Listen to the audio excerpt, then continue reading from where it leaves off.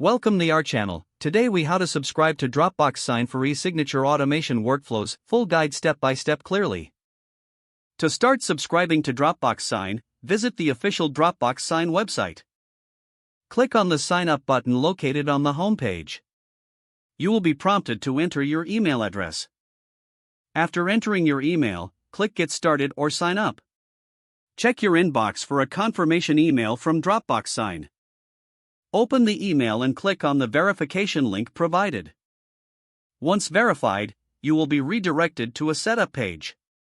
Here, create a password for your Dropbox Sign account. Fill in the necessary fields with your personal information. Be sure to provide a valid business name if applicable.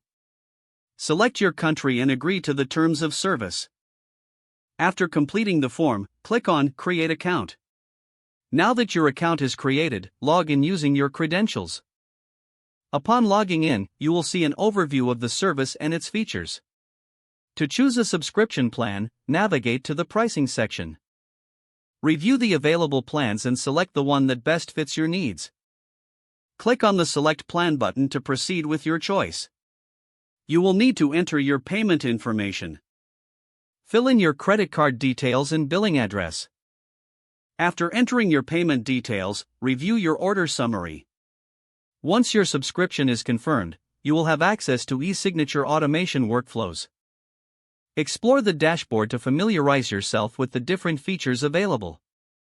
Begin creating templates and workflows for your documents. You are now ready to automate your signature processes with Dropbox Sign.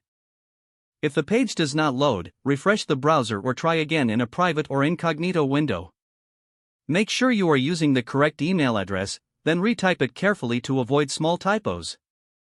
If your password is not accepted, use the reset option and create a new strong password you can remember. Check your spam folder for verification or security emails, then complete any requested confirmation steps. Enable two-factor authentication if available to improve account security and reduce unauthorized access risk.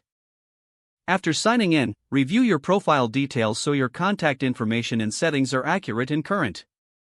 Don't forget to like this video and subscribe to our channel for more step-by-step tech guides.